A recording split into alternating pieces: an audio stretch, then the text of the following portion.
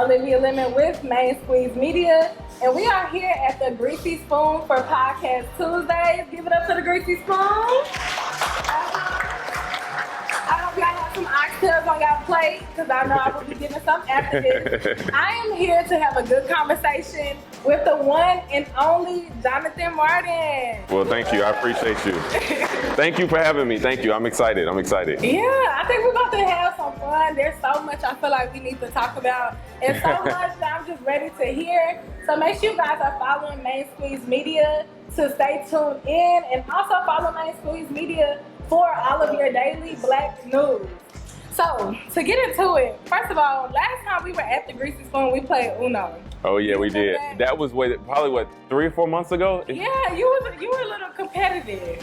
As I should be, right? I mean, because Black people, we all have our own rules, right? Like, some of us, do, there's some of us play by the rules. So I think I was a mix of the white folks and the Black folks rules. Yeah. So there's so much good stuff that happens here at the Greasy Spoon, and I just feel like it's such a good environment. It is, yeah. You add the food, that's like the icing on the cake. Yeah, and they have a couple locations, because there's the Pearland location, which is where we are tonight, and then there's the green one on the north side. Yeah. So if you get a chance, check them out. Good food.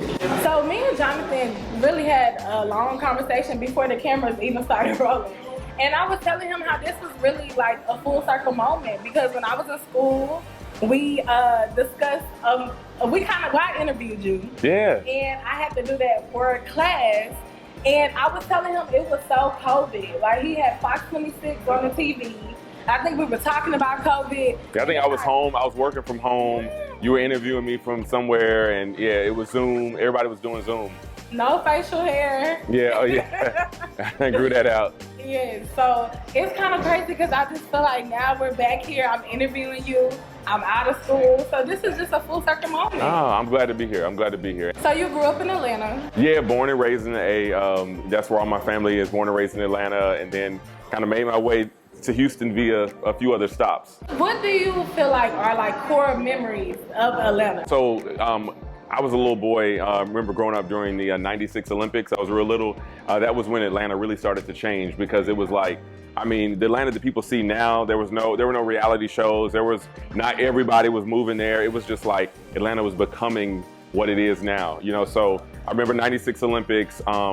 Just like running into like artists and hearing music before everybody else. I remember when like Outkast had like, Bombs Over Baghdad. It was like this huge hit, but like, it always would get dropped on Atlanta radio. So Def and different like artists, they would blow up in Atlanta before the rest of the world would know about them. So when you would see like Escape or Monica or Crisscross, like it was cool like seeing them as local artists first. And so I remember that, and that music just always takes me back to like growing up.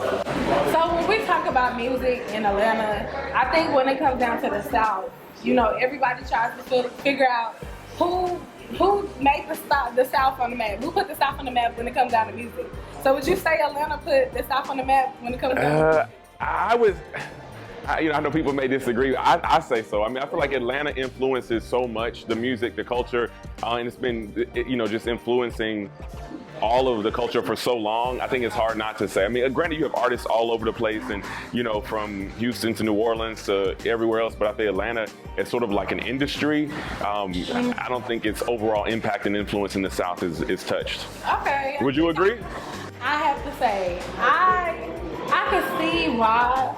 But I don't know. I think because I've just been in Texas all my life, I'm like, put some respect on Texas, Yeah, but who in in Texas is bigger than let's say Outkast and Jermaine Dupri and Crisscross and TLC and Usher and Monica and and we could all those people, in terms of like the artists and their impact. Yeah. And those are artists that I feel like kind of all grew up together. Yeah. Exactly. Yeah, okay. exactly. I'm gonna give you that one. Yeah, but I know Texas like that. Texas is Texas. I know. Down here. Oh, I almost said the word we gonna say, but. Yeah. Oh yeah, but So you grew up in Atlanta. Did that person in Atlanta, that young Jonathan Martin, did he think that he was going to be a news anchor? Oh, absolutely. It's funny because I have this video. I have to pull it up on my phone before we leave. I would make my dad record me on the camcorder. We had a little camcorder. Remember those one like before people had no one was using phones back then. It was like the little cameras. And I would just have him record me reading the news, pretending I was a newsman. I knew from 7 years old exactly what I wanted to do. Really? And I never changed up from 7 years old. So like when I went to middle school, I did the news. High school, I did the morning announcements. College, I was the anchor, and so like I never switched up. I mean, I guess that's a good thing in some ways because I was able to kind of like shoot right through. But you know, then also a lot of people don't know what they want to do till they get to college or after they graduate. But I always was fascinated by news, asking questions, current events, production. So it was kind of in my blood. You know, I feel like that's so good to hear, and it's so crazy because people switch all the time. Even when you're grown, like you're always switching, or there's people that's always switching, still not clear on what they want to do. And the fact that so I always tell people, I personally feel like my high school did not have enough for things to contribute to your career. You know, so the fact that you say that you were able to do morning announcements, and I remember one time I was saying the pledge when I wasn't supposed to, and I got kicked out the office. But I just wanted my voice to be heard on the mic. And look at you now. Right. So I just feel like those are good things that kind of help contribute to the youth at a young age. And speaking of youth at a young age, I feel like you've done that in Houston. You know, like you contribute so much with going to high schools and thank you. Service. So do you feel like community service has always been a part of you, or do you feel like you kind of grew into it? Well, I think especially, you know, as I got older and started getting out into doing this job, I realized that impact is made with people. I mean, being on the news is cool to a degree. Posting stuff on Instagram is cool, but like the real impact is made when you actually are in schools, at community centers, at events, talking to people, touching people, hugging people. And so my dad always just taught me about having an impact and leaving a footprint, leaving a legacy. So I don't feel that you should have a platform like this, whether it be on the news or whatever, and just use it for yourself if you're not actually using it to create impact. So like for me, my favorite part of my day is not when I'm on the news, but actually when I get to leave the news and go out and do something. For some anchors, that's not the case, but for me, I love it. So, and my dad and my mom have always been very active in the Atlanta community as well. So it's just sort of like something that I naturally kind of went into. So I know when it comes down to community, you have something called Beyond the Game. Can you explain a little bit about what that is? Yeah, so I started a couple years ago, actually a few years ago, an initiative called Beyond the Game. It's just to encourage young men of color to dream big beyond sports or music or anything that they may see as their limitation. It doesn't mean that going into music is bad. I have two brothers who actually are in the music industry. Sports is fine, but it's saying like, hey, don't limit yourself to that. You can be this, you can be that. You can be an electrician and be successful. You can be, you don't have to be a doctor or lawyer or professor, but there's so many other avenues and careers in between. So what we do is we just try to expose them to people who look like them, who are doing great things. So I've had everybody from, you know, Vince Young to Matthew Knowles to different, you know, people who are business owners, the guys who own She's Happy Hair, Marcus and Warren. I've had just different people who are successful, but they also didn't necessarily go into the traditional music and athlete, you know, path. When it comes down to being in Houston, being in the community is so important because, of course, we know that Houston is so big. So I really feel like you kudos to you for showing that, and I think genuinely showing up for people and making things like Beyond the Game because it really put an impact on people. Thank you, guys. I appreciate that. I feel like people, when they see you in the community, like they remember that. I've told some of my mentees, like people may not remember the story that you did 2 years ago or that Instagram post that you made 5 weeks ago, but they're gonna remember when you came to their school. They're gonna remember when you came to their community center. They're gonna remember when you stopped and took a picture at an event with their kids. And so I think you have to make sure that you're not just, you know, doing the job on the desk or on air, but also really being out there. And speaking of being out there, one of the things that I've seen from social media that you are really good at is dancing. Really? Oh. Yeah, oh really, yes. You are so good at dancing and I enjoy seeing your dancing videos. So first of all, I want to know, did you learn how to dance or did you know you could dance It was given that you should have been on, so you think you can. Well, I appreciate it. You know, it's so funny. I actually started dancing. My brothers and I, we started dancing when we were around the house as little boys to MC Hammer, to Criss Cross, to all these songs. I mean, all these different artists. We would just dance. And then, like, my cousins, when we would all get together for the summer, we would have dance contests. And so it'd be 10 of us, 10 grandkids, and we would all like dance. And then we would have like the aunts and uncles judge, or one of the cousins would judge. And so I just kind of naturally started doing it. But the funny thing is that for 10 years, I did not dance. No one knew until I got to Houston, really, because I was always afraid of dancing publicly, and that, like, oh, people aren't gonna take you serious as a journalist, or you're never gonna get it to be an anchor if you're like out there dancing. And now it's funny because with the emergence of social media and TikTok, like, that's what people want to see. Like, they want to see an anchor who's like doing this and doing that. And when I was coming up in the industry, it was like frowned upon to be anything more than a professional anchor man. So interesting how times have changed. It's so interesting because I feel like I see at least every week a journalist or anchor going viral. Yeah. For showing their life outside of this. Yeah. You know? So I feel like that's so cool. And I think it's true with a lot of people, and not just journalists, but people. Like, people want you to be more than one thing. I always talk about that. You can be a doctor who's also a rapper, who's also an artist and a photographer, and you don't have to just fit into this box anymore. People always want to see those layers of what you can do, and it makes you more marketable. It makes you more interesting, and I just think that's where we are. I think that's so encouraging. It's so encouraging because I think, especially with me being younger, it's like a fine line between making sure you always maintain your professionalism and then also making sure that you're being yourself, 24/7. So I think that's really special, the fact that you found that balance.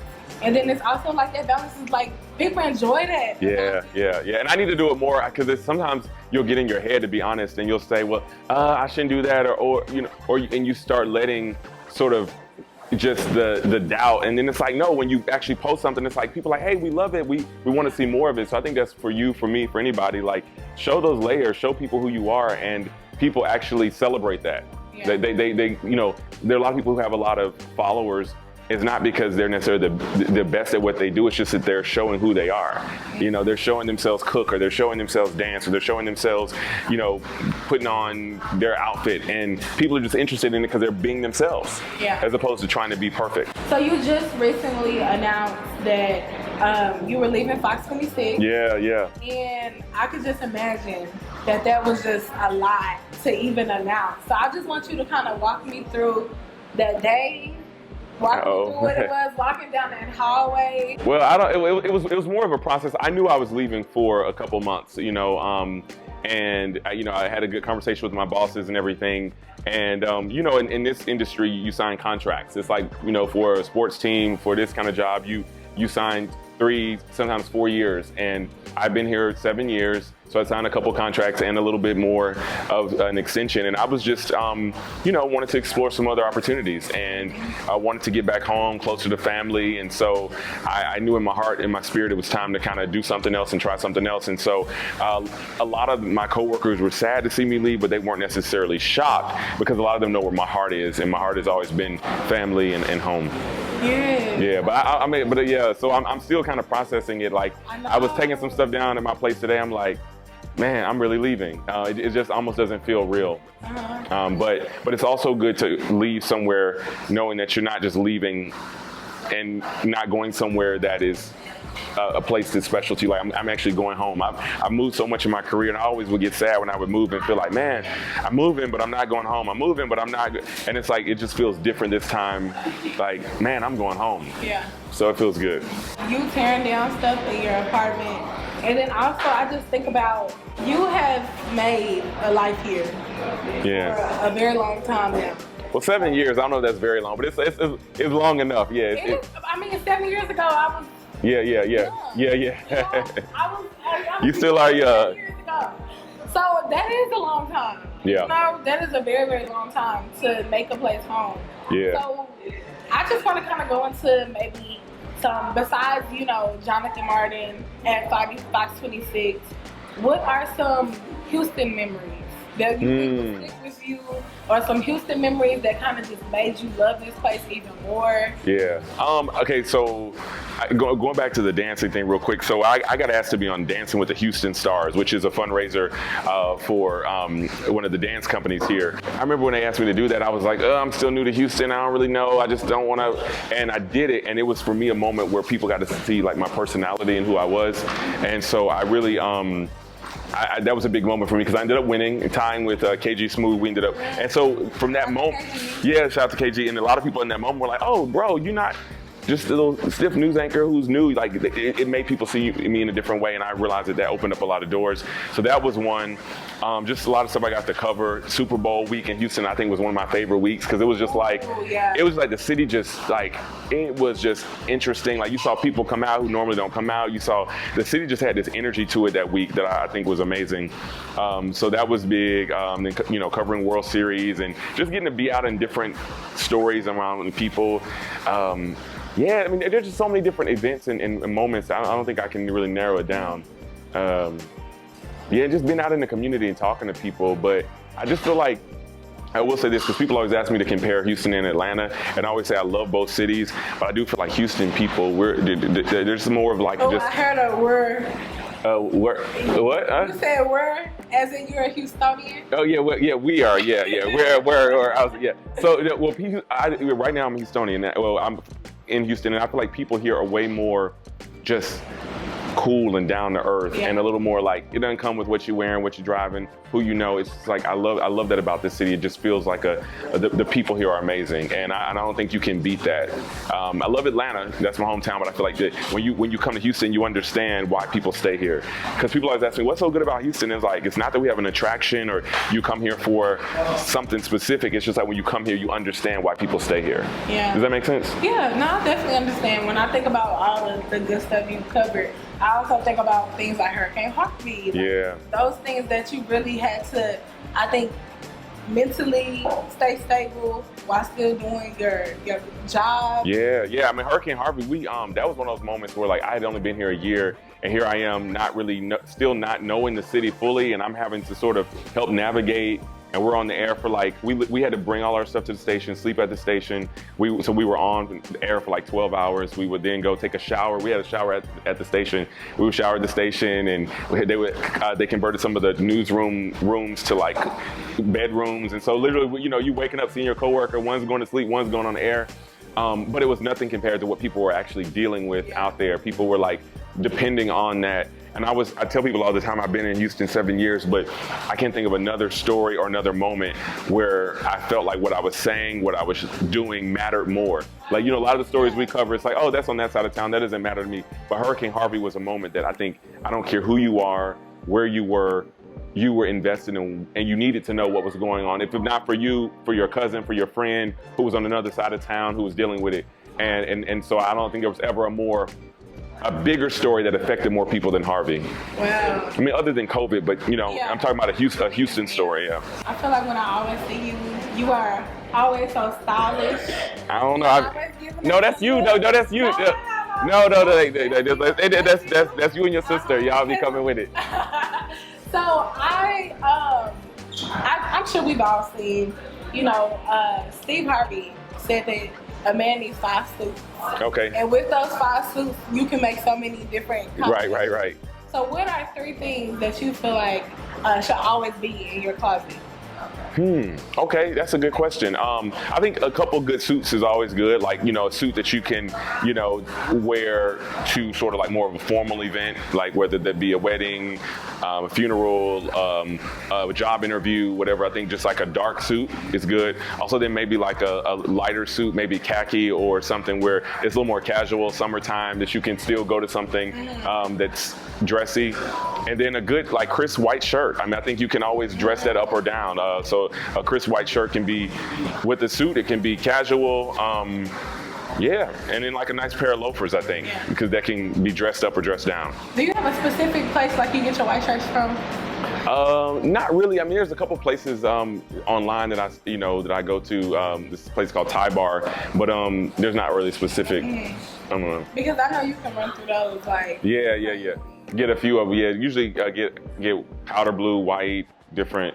But yeah, you saw that Steve Harvey clip. Yeah, that's yeah. I did. I'm like, you sure 75 combinations? Well, they showed it though, right? Yeah. I'm like, wow, that's so good to know though. Yeah. I think that's also something that a young person could prepare themselves for. And say, okay, if I have these 5 suits, I'm good. Yeah. I've never thought to tell, somebody get you 2 suits, and those 2 suits you can do. Yeah. It's especially if a person needs to wear. I mean, like I have to wear with my job a suit every day. Some people don't. So maybe if you don't need to invest. But I think building it along the way, I think it's good. But yeah. I agree. So I just, you have a lot of supporters. You have a lot of fans. You have a lot of people that tuned into you to see what you were bringing that night. See what, how was their news being delivered? What is one message that you want to leave to the Houstonians, one message that you want to leave to your supporters and fans, and then just in general messages that you want to leave to individuals who one day want to be in your position? Okay, good. That's a long. As I said on the air on my last day, I just thank people for supporting me because you're only as good as I tell people, as the people who lift you up and who open doors for you, who create opportunities for you, who mention your name in rooms. I talked to Latoya about that, who's your sister. Like sometimes it's the people who who will open those doors for you, and so I'm grateful for that because I moved to Houston and knew one person. But my success here came from the people who I got to know who said, hey, come in this room.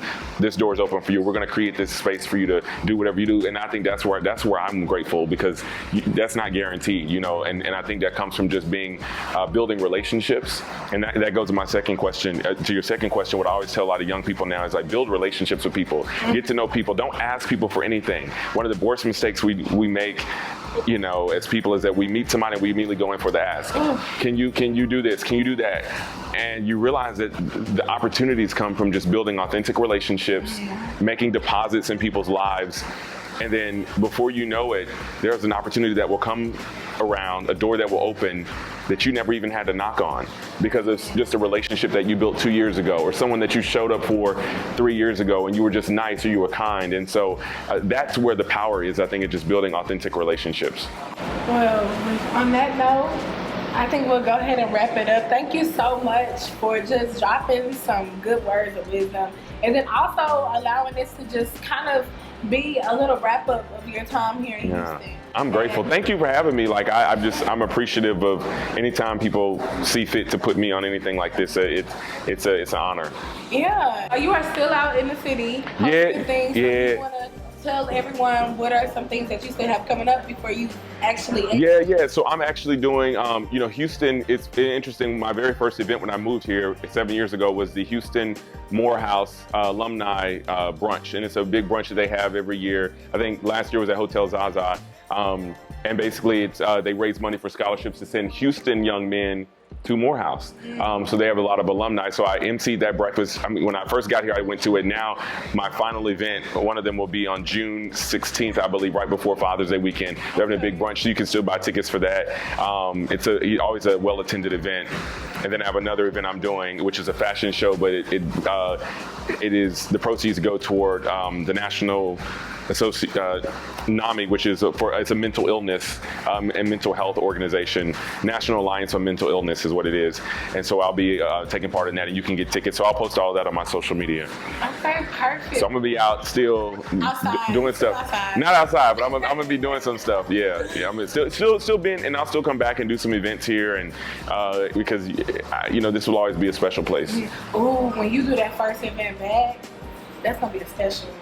We'll see. All right. Well, I'm gonna do some stuff. I'm already been talking to Latoya about some stuff. We may have a few tricks up our sleeve. And I always say it, but I do want to thank you for having me, and also your sister. A lot of people may not know, but like just so many doors that I've had open up for me here have been because of her. I told people when I did an interview with Big Boy from Outkast, she called me and she said, hey, I got this opportunity, like come, or different, George Floyd's funeral, which was one of the biggest events I had. People were like, how did you get into his funeral? Like they weren't letting national media in or global media in, but it was because of her connection. So I just want to publicly shout her out.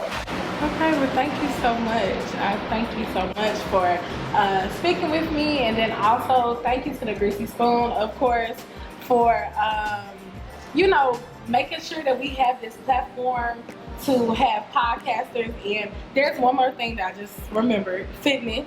Okay. You're really big on fitness. Yeah, I love fitness. I'm all about, you know, staying healthy, wellness, and so I actually want to get into more of that because I feel like people, that's one of the number one questions I get. People hit me up, hey, what's your fitness routine like? What are you doing? What are you eating? So I think that's one of my goals in this next sort of phase is sharing more of that. Yeah, I'm thinking dancing content, fitness content, and then also maybe some fashion content. Okay. You I'm gonna hire you to. I see it. She got my stuff together. Thank you guys for tuning in. Once again, I am Olivia Lemon with Jonathan Martin here at the Greasy Spoon. Make sure you guys are tuned in to Main Squeeze Media _ on Instagram.